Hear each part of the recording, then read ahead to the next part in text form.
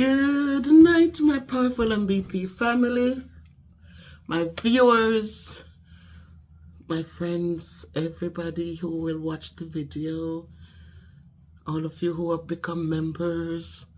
I thank you, thank you, thank you. It's been a while since you heard me, right? Let me see. It was the last thing I spoke about. On Sunday, I was here on Sunday. But when you wake up in the morning on Tuesday and Wednesday, you get to watch this video, and I hope you will enjoy it and share it so that the channel can continue to grow. So tonight I told you last week that there's something I will need to speak to us about collectively, and it's not time yet.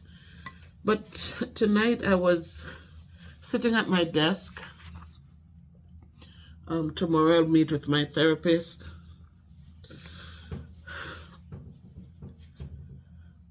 Yeah, tomorrow we'll meet. Again, I said physically I'm okay. Mentally, I still need to be supported. And I am doing some things on my own. A lot of thoughts go through my head. I do a lot of meditation. Usually I'm up and every day I'm dropping a video. I'll get back to that. I think I will be getting back to that because I always enjoy doing that. When we uplift people, then we are uplifted ourselves. Because when we're speaking the word or we're writing the words, then we're reading it and we are also digesting it. And so it is a twofold thing. So I need us to just remember that you are not the only one who can, let me start over. I'm distracted because I'm looking at this paper towel, and in my head I'm saying, do we really need these things? They're so expensive, and all we do with them is we wipe something, we wipe our face, we throw them in the garbage. We wash our hands are clean, we wash them. We wipe them with the paper towel, we toss the paper towel. All this money just going down in the drain. Gone are the days when you had guest towels in the bathroom, or you have hand towels in the bathroom. You wash your hands, you dry them on that towel, you wash the towel, you put it again. And that towel will last for many years. But then we're working and we're making a decent salary, and we start thinking that, oh no, I have to buy paper towels. So now you have paper towels in all the bathrooms, 3 bathrooms. There's a roll of paper towel in each of them. And you keep replacing them because all you do is to go in, you wash your face, you dry your face, you toss it in the garbage. You wash your hands, you dry your hands, you toss it in the garbage. And I'm thinking, I said, what waste? Why can't we go back to hand towels? We have enough of them in the linen closet. Why aren't we using them?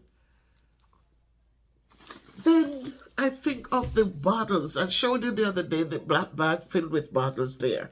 And we have like so many in the garage packed up in there. Bottles are now 10 cents. It means that when you buy a case of water, they're charging you 10 cents for each bottle in that case of water. So when we do the 24 case of water, they're charging us $2.40 extra. And if we don't resell these bottles, it's gone. It's just money that you toss out. Well, in the same token, we have all these canisters, right?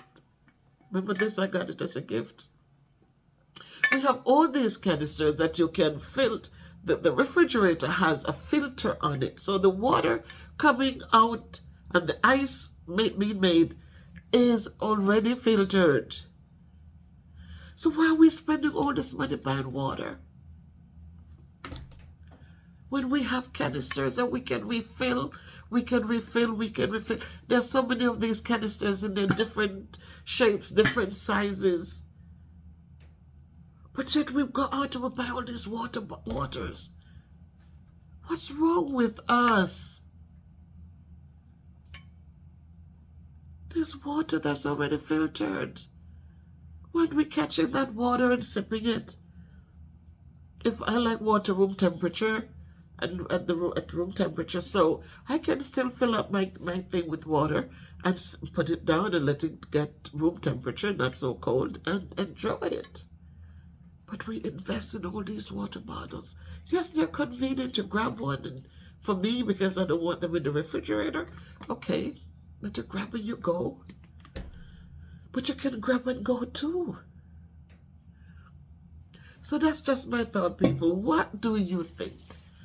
What do you think? You know, we grew up and we, you know, every Saturday in the laundry, you were washing hand towels because you're changing them often. But nowadays, but for years, because we're in professions and we're making decent salaries, we just feel like those things, we should just waste money. Just waste money. Just throw it in the garbage. But anyhow, that's a part of it, but that's not the full part of it. It says that you're the only one who can limit your possibilities. Why not let us just trust the process and stick to the script? Let us not limit ourselves. You know, you get into professions. I've been a teacher for a long, long time. I went in the classroom in 1997. I started out as a para. I worked as a paraprofessional for a year and a half. And in that year and a half, I got my bachelor's degree, so I was able to. I went to Jamaica, and then I came back here, and I continued as teaching in New York. And it comes a time like you go through all the ups and downs, and you go through the ups and downs, and you feel that teaching is the only thing you're able to do. There are times when I wondered, I said, what else could I do? And you look at the resume and it says you are a manager, because you're managing kids, you're so many things. But then you feel so afraid to step out. And so we don't give ourselves opportunities for anything else. And as again I said, it's like an abusive relationship where you're abused, but you walk back in the next day like, oh, it's okay, we're starting fresh. But we're the only ones who can limit our possibilities. If we get stuck in situations, and regardless of what's going on, we stick in there, we're limiting. We don't know what's on the other side. And sometimes things do happen. And when it happens, you wonder. Yes, you feel defeated. But if you look and you have that open relationship with Christ, sometimes you can turn it around, you know, and you won't feel so defeated. And people will talk and people will criticize, but listen to me. Do not let doubt sabotage the outcome of anything you attempt to do. Do not allow it to happen. Whether in relationships, whether it's in job relationships, family relationships. Don't doubt yourselves. Don't sit there and wonder, what else could I do? What, it's not going to work, or I'm not going to, you know, a lot of times we could have been better off, but we sit and we're doubtful. We're afraid to take the chance. You can continue to dream about it, or you can step out on faith. So again, you have to have that relationship with God. And when you have a relationship with God, you become frustrated when things happen. You become so overwhelmed. You become so broken. And you become that way because you are taking this on yourself. You're not looking to say, well, you know, maybe God made this happen for a reason. Who knows? There are times when you have people in positions that are consistently doing the things that they do. And when they do it in this area, they move around. It's like men in relationships, every woman. They're in this section and they abuse people and they do the wicked thing. But then somebody on the other side who might not know, they move from here and they go over to the other side and they're doing the same thing and nobody does anything. People just move them, they just move around. And they get in over there and they abuse and they put down and they do all the things that they do. And then when people call it out and the church says this or that, and people, then they just move on to the next. And so the bad behaviors continue because nobody's checking it. So the same things just continue, but in different places.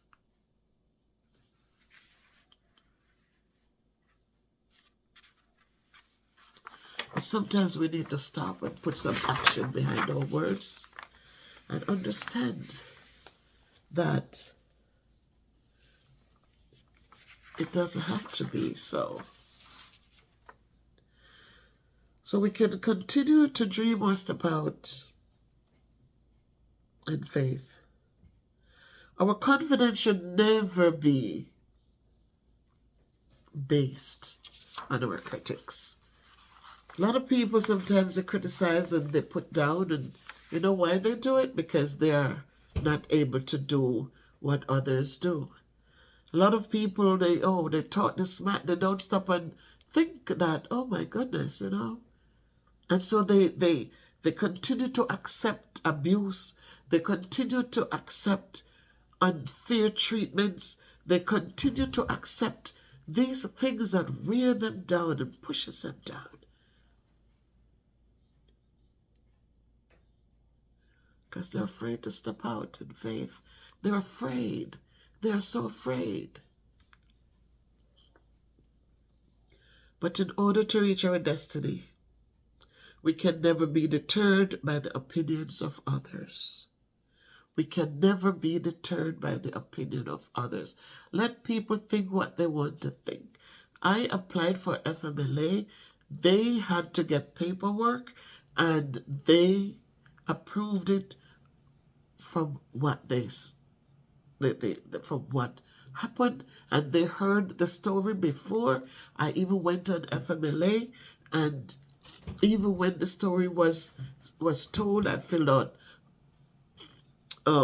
incident reports. I did everything, and when that was done, they determined that yes, I was qualified for some time out. What I'm doing, what happened was something bad. Some people look at it and they feel like, oh, you know, she looks bright, she looks this, she doesn't. And again, I said, do not judge me by how I look. I have to continue living. I have to continue building myself, finding my strength, and so that I can go on and survive. So no one should judge because I get up, I'm doing a video. My video is not about my mental health. My video, my mental health, the fear that I went through, and to know that people, when you talk about it, this was the police called. No police was called. Nothing was done. Everything just seemed like it was okay. The social worker came down with the young lady and she came. She walked over to the window. She didn't even come in front of me to say, I'm sorry. I don't know what happened, but whatever.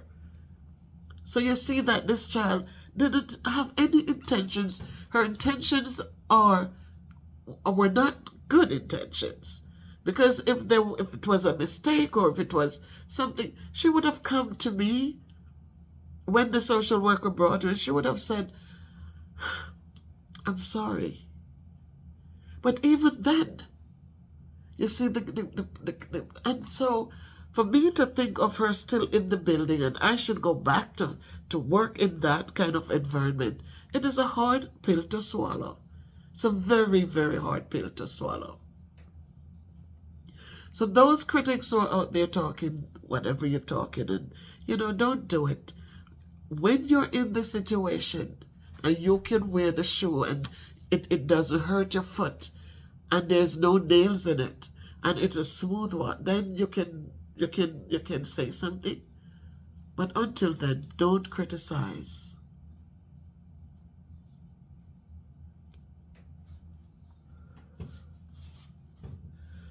I cannot be deterred by your opinions. You are not the ones who went through it. As I said, after all these years in the classroom, I have experienced a lot of cussing out. Right? I've experienced it all. I've worked in a school district that was all Hispanic, or 90% Hispanic. And children were sitting there, instead of taking the notes and trying to learn unit rates, and they were sitting there looking at my complexion and asking me, Miss Summer Black, why are you so black? That's not something I can change. I've sat in classrooms where children got angry and they get up and knock over desk and what have you, and they walk out and they cuss and they carry on. But I said all of that didn't deter me. All of those kinds of abuse, I did not give up. I was back the next day, forgiving, encouraging, empowering, still giving out pencils, still doing what I needed to do, and it didn't bother me. So please, in order for me to reach my destination, I cannot sit down and be deterred by the opinions of you guys out there who are having your opinions. We have to celebrate our achievements and accomplishments, and I must be my biggest cheerleader. And as I said, I will have information for you.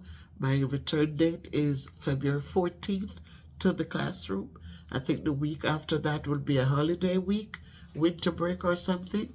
And so the 26th, I should be back in the classroom. I know I got a text that the children do want to learn and they miss me. And that is true.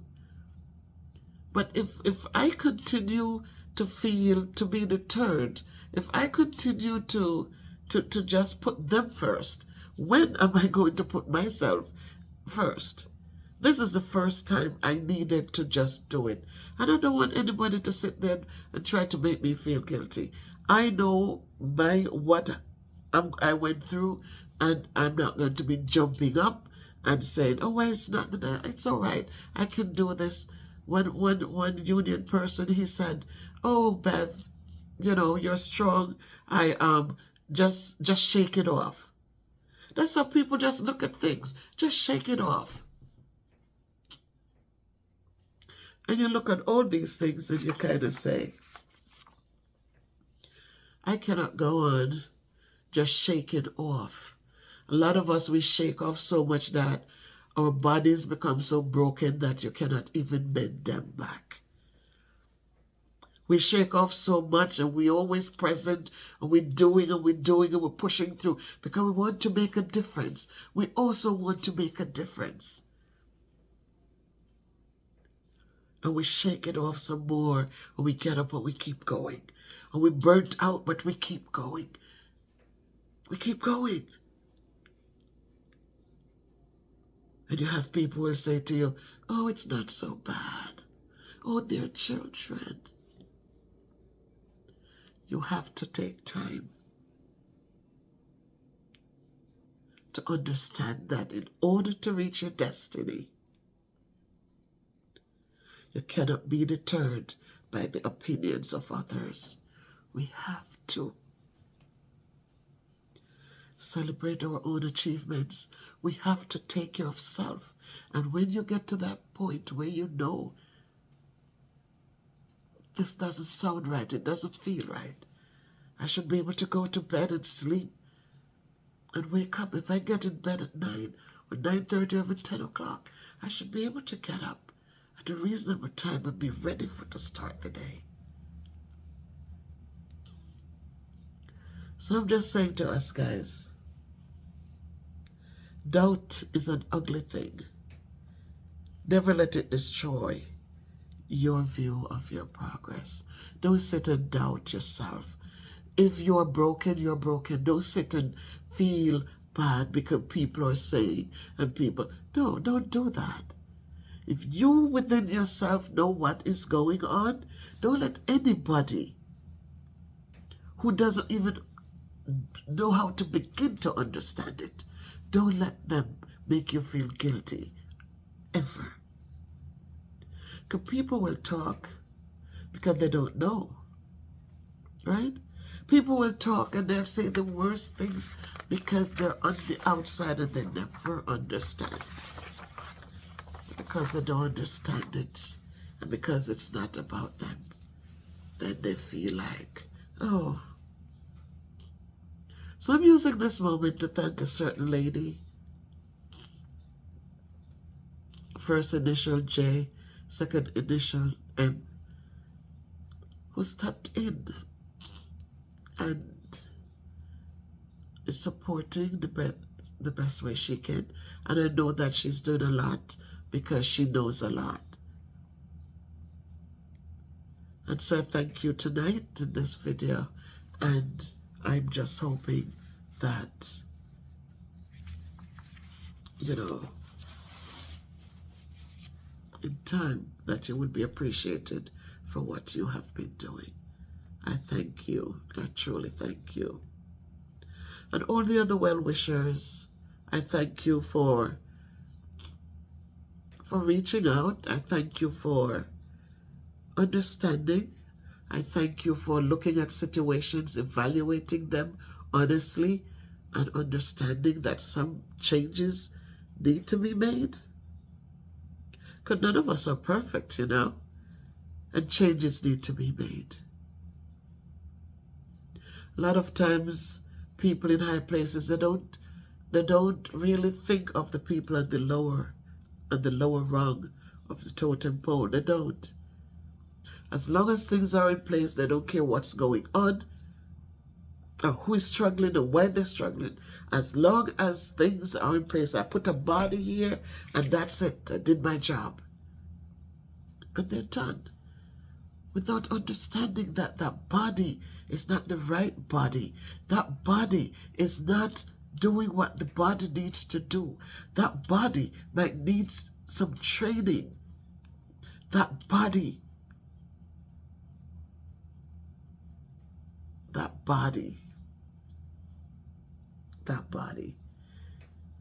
It's not everybody in fit leadership roles, you know. Some has to be leaders, some has to be, you know, Indians in chief. A lot of us have to be Indians. Not everybody has to be chiefs, because not all of us understand the role of the chief up there. The role of the chief is to make sure that the people that they're leading is okay. Because the people below the chief has to hold up a whole lot of people on their shoulders every single day. So while that chief is dealing with 30 people, those 30 people are dealing with hundreds. And so if you treat them well, if you respect them, if you support them, then it makes it a better place. But if you push back at the people who are right there, waiting for your directions, waiting for your support, waiting for your guidance, waiting for your appreciation,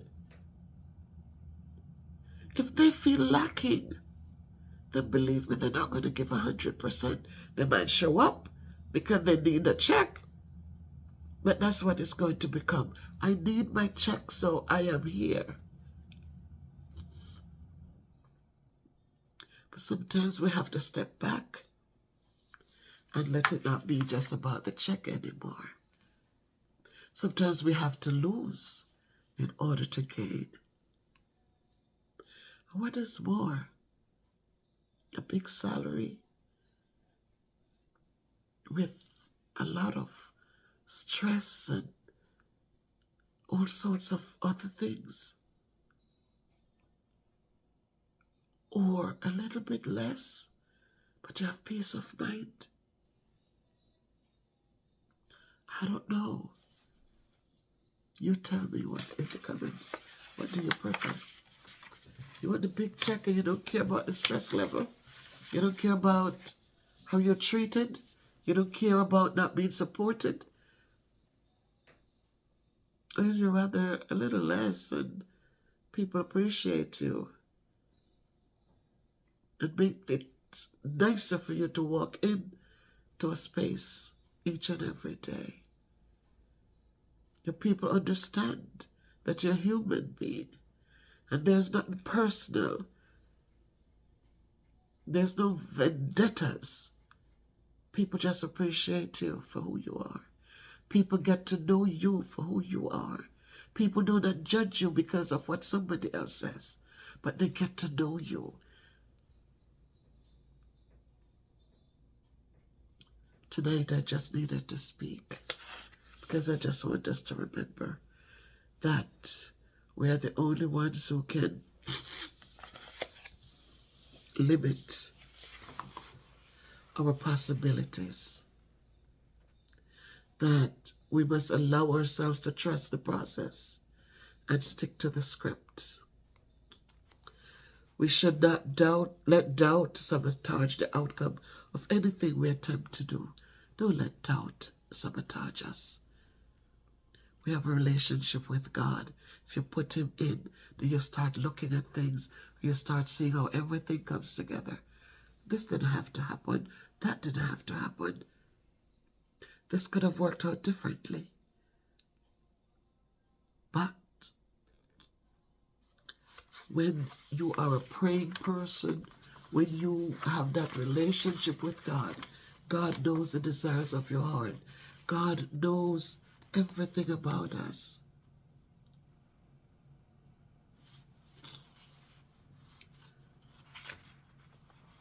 We can continue to dream about it. We can continue to sit and dream. We can continue to get up and dress up and walk into the misery and the chaos every day. And we can continue to dream like, oh my God, I'm tired of this. Oh my God, this is too much. Oh my God, the disrespect, I can't take it. I don't know what to do anymore. The lack of work ethics, the lack of trying, the lack of not wanting what I'm offering. Oh my God, how am I going to do it? But then the day ends and you get up and you walk strongly home and then tomorrow you walk back in it again. And you cry again and you complain and you say, oh my God, I wish they could just try a little harder. Oh my God, they're not interested in what they need to do. Oh my God. So we can continue to dream about it, or we can step out in faith. We can step out in faith and put the action behind our words. So stop complaining, oh, we could have, we should have. And they come again and they push more load on your head and you're, oh my God, I'm sick and tired of this. I signed up to teach math, but look at all this, you complain some more. Everybody wants from you. Everybody's taken from you. Everything is thrown on the head of the teachers. And everybody wants what they want, and everybody wants it now. But remember that you still need to teach, and you still need to have data for people to scrutinize and to question and to talk under their breath about how the kids are not doing well without even looking at where the kids are when they come in.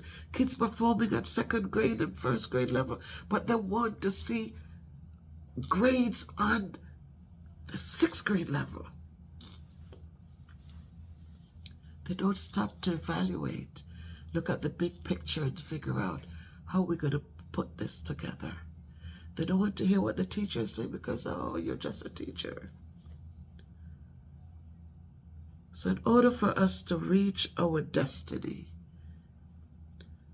we cannot be deterred by the opinions of others, and that's what we have been doing as educators. Everybody's opinion matters except yours, but you are the one dealing with the big piece of the pie.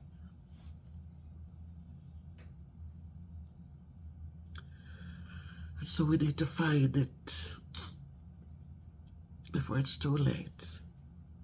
We have to find a way to celebrate our own achievements and accomplishments. We have to become our biggest cheerleaders. We have to become our biggest cheerleaders. We have to reach the point where we are appreciating what we do. We're making the decisions. We are not being deterred. We are not doubting. Because when we doubt, we know doubt is an ugly thing. And when we doubt, we allow it to distort the view of our progress. So tonight, guys, I just wanted to jump in here and just have a little chit chat with you guys. As the thoughts came to me, I did write them down and I said, let me just jump in and speak with us. Hopefully in time I'll be back to my daily chats with you guys, because I appreciate all of you. I so appreciate you. I thank you. I just so thank you. I just so thank all of you. Those of you who, Bev Brown, her channel is growing. If you haven't subscribed to her, guys, and you know it's your first time here, please share a video or two or more, and please go over and support Little J Plays. That's her channel. Little J Plays, Life with Bev Brown. We have Essence of Mercy and Grace. Go over and support the channels, guys. Please go over and support them. Trending Live TV. Thank you so much, Trending. You're just on a mission. You're watching the videos. You're commenting. You're sharing. You're sharing. You're sharing. And I so appreciate you. So, my friends, please watch the videos and share them. Share them. If it's one word that encouraged you, please share it out. It will encourage somebody else. If you can't be good, be careful. Walk good. Do good. Live good.